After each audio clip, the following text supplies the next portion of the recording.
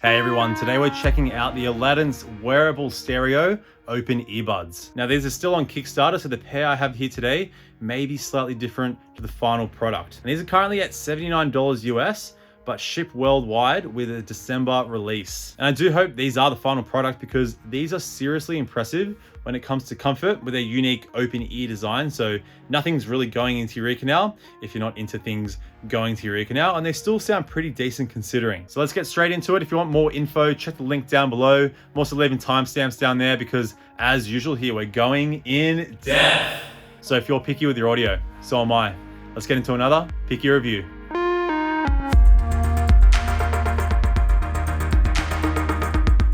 All right, let's start with the build of these because it's quite a rare one. I've never tested a bud like this, and I could only find one other bud on the market, the Bose Sport Open Earbuds. And these are similar to that, but with a few subtle differences. So the entire inside of the bud is consistent of a nice, smooth, skin-friendly silicone, which does feel nice to touch, and it feels nice on your ear and kind of on the side of your head, I guess. The entirety of the hook is also made of silicone with a titanium wire frame inside, which makes it feel nice and sturdy, and this material will hold its shape, so it's not moldable. Glossy plastics make up the rest of the build, and these do come in a few different color options when they are released. Now the touch surface is on the module there where the logo is, with an indicator light on there as well, but thankfully no unnecessary flashing when music is playing or when music is paused. And then other little thing there is the battery, which kind of just rests behind your ear very nicely, in fact. All right, now let's talk about the fit. And honestly, I was pretty skeptical at first, especially with the placement of the battery, the ear hook also not being moldable.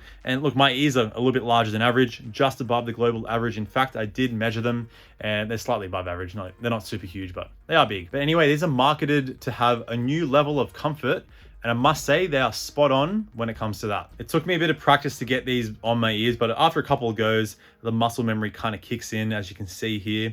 So the battery rests behind your ear there, and the main module just rests outside the ear canal with the direction of the driver aiming straight down into your ear canal, of course, without actually going into your ear canal itself. And you can tell a ton of thought has been put into the design of these because the comfort is unrivaled. I had these on for over 4 hours straight one day, and like maybe the tiniest amount of discomfort on the top of my ear, but like I can normally not wear any earbud for more than 2 hours, even if it's quite comfortable.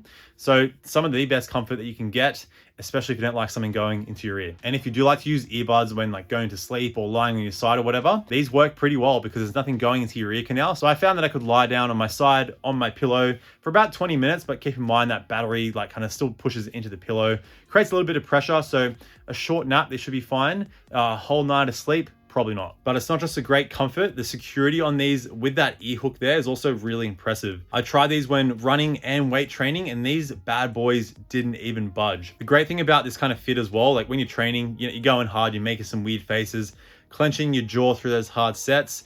With in-ear earbuds, they kind of can budge out because your jaw's moving and that is inside your ear canal kind of thing. But with these, nothing's in the ear canal, so you can move your head around as much as you want, clench your jaw, laugh crazily, and these things don't budge at all, which is really cool. The only way they would fall off my ears if like I'm aggressively shaking my head like upside down, then they'll kind of fly off there. So you should be fine for most kind of training, but just keep in mind this is for my ears. If you do have smaller ears, they might be a little bit more likely to fall off since they won't be as tight, and I have larger ears. So the actual ear hook is a little bit tighter around my ear. So just remember, fit is going to be different for everyone, but they're built pretty well. So they should be very comfortable for anyone and stay in quite well. And they also market this design to help prevent hearing loss since the driver isn't obviously going to your ear canal, which is also a little bit more hygienic. And I personally don't mind ear tips going in my ear, but if you don't, these are your next best option. And these also have an IPX4 water resistant rating. So if you want to use your earbuds when training, you get nice and sweaty like me, or you just want to use these in the rain, that's fine. You just can't submerge these in water. One slight issue with this kind of design is with sound leakage, as you can kind of expect.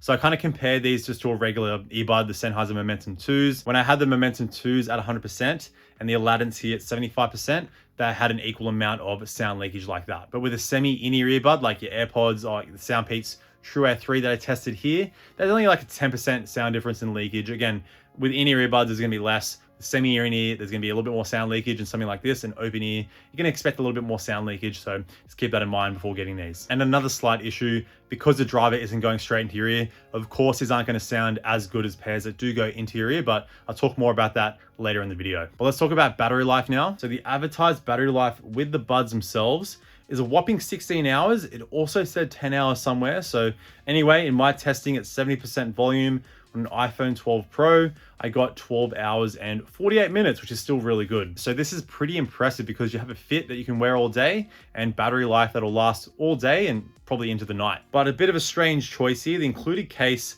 actually doesn't charge your earbuds unless the case is plugged in via USB-C. And it takes 2 hours to charge the buds from dead to full. But even with this case, the buds still turn off when you put them in the case and the case isn't plugged in. So you do have to spend another $19 to get a charging case that works like a normal case. And that'll actually charge them an extra 5 times, bring the total battery life to a whopping 94 hours. And that case is a more squared up design compared to the kind of rectangle sunglasses looking case I've got here. So this case here, very simple, basic smooth hard plastics, got a pretty cheap fill. Magnets are strong enough though, and the buds connect in under 7 seconds when you take them out of the case. All right, now let's talk about touch controls. And the pair that I've got here is gonna be a little bit different to the product that is released. Because on the final release, you can control everything, including volume. And I'll chuck up all the controls here so you can see. And the difference with the pair I've got is that it's lacking a single tap. So I still have all the other controls. And what's quite unique here is actually sliding up and down to increase and decrease volume. Where on my pair, that's gonna be skipping tracks forward and back.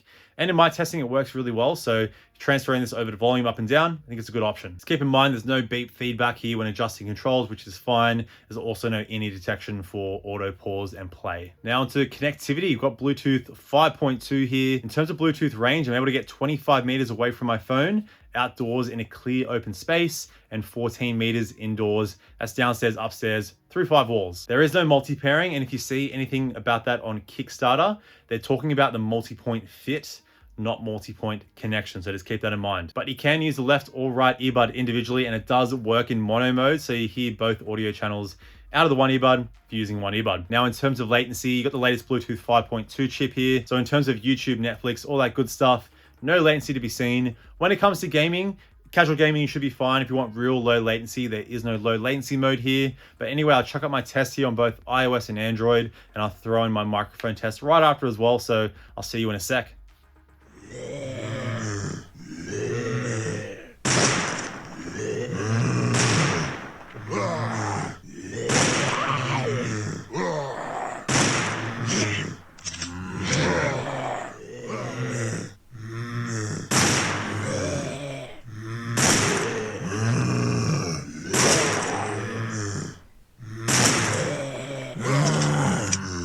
All right, here's a microphone test with the Oladance wearable stereo earbuds in a nice quiet room. And this is what they sound like with some crowd noise being blasted out of my computer speakers. And this is what they sound like with a fan being blasted right in my face to mimic what it will be like outside on a windy day.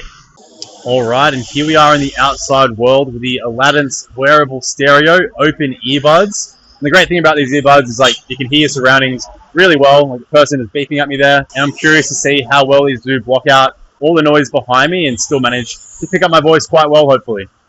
All right, before we talk about sound quality, a quick little drop of my Instagram here. If you want to stay updated with behind the scenes action of me and my audio ventures, the link is down below. All right, onto sound quality. And a quick disclaimer before I talk about sound quality of these, this is going to be for my ears. Your ear shape and like how your kind of ear canal is positioned and all that kind of stuff can massively affect how these sound, how loud they are as well. So this is based off my ears, could be slightly different for you. And starting with volume, at 100%, these are just loud enough. I'd rate them a 6.5 out of 10. The fact is because like you're letting your surrounding sounds in. So if you're in a noisy environment using these, like maybe in a gym, for example, then these might not be loud enough, but it's still great if you're just like going for a run or whatever. You just want to hear your surroundings as well as your music. You obviously don't want to have it too loud, otherwise then you can't hear your surroundings, which is kind of the point of these buds. So it makes sense. And if you're looking for low level listening at the lowest volume, it's quite quiet. I'll give them my bedtime certification and also combine the fact that you can lie down on your side, have a little nap, and listen to some nice low-level music. And in terms of white noise hiss,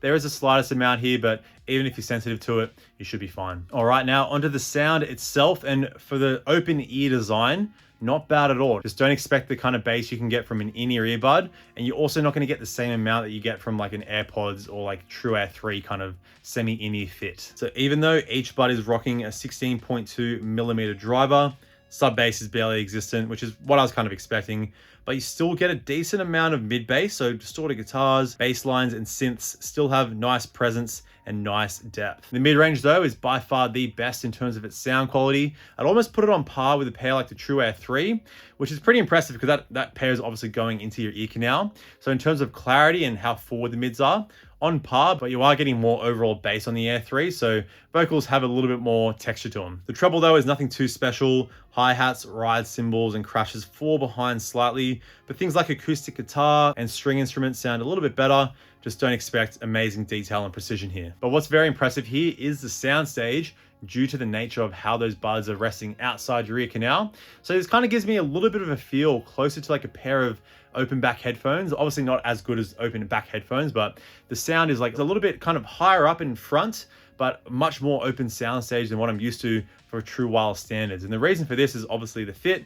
And for me, like I have bigger ears, so the actual driver itself is a little bit higher up in my ear. So this might be a little bit different again for each individual. That driver is a little bit further down, closer to your ear canal. And in this soundstage, the separation with more of a focus on the mids and treble and not too much in the bass, separation is actually pretty decent here. You are able to pick out instruments quite well, but again, the detail and precision isn't really there. But now to explain the sound a little bit further, I'm going to run through my genre rating checklist.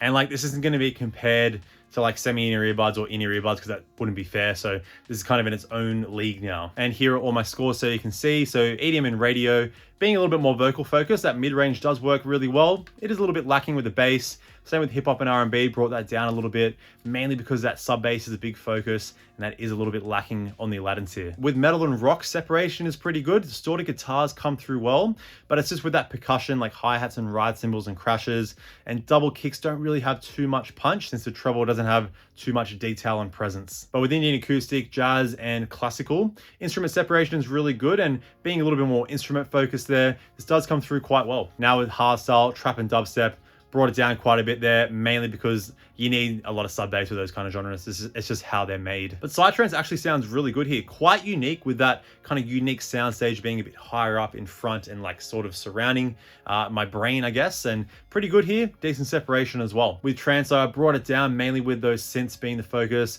The kicks have a little bit less punch, but vocals, female vocals still come through pretty clear. Techno brought it down, bass just a little bit lacking. And symphonic metal, also not too bad here because that separation and soundstage does work really well with all the heaviness and all the orchestration. And finally with movies and podcasts, mainly because that mid-range is super clear and direct, your vocals, your voices come through quite well. Of course, you're not going to get a nice, rich, deep sound with voices, but you can hear them well. And with this kind of design here, I think they did pretty well considering how these buds rest outside the ear canal. So now the question is, should you go for a pair like this, the open design, or like a semi-in-ear design like AirPods or your Soundpeats True Air range? And of course, those pairs do have better sound quality overall, but the Latency gives you really long battery life, a much more secure fit, and comfort that is just unrivaled in the whole audio world, basically. At least for me, again, this could be different for everyone, but for me, they worked really well. And even those AirPods like fits should work for a lot of people, but I've had a lot of comments of people saying that I still don't like the fit of those. They get weird feelings inside the ear canal. So if you don't want anything in your ear, these might be the best pair to get for you. All right, but that wraps it up for today. Thanks for tuning in. I'm gonna leave up my Soundpeats Air 3 review up here, a semi-in-ear earbud if you don't like those in-ear earbuds. So be sure to check that out. But in the meantime, stay tuned. And of course, stay picky with your audio because life's too short for crappy sound. See you in the next video. Bye now.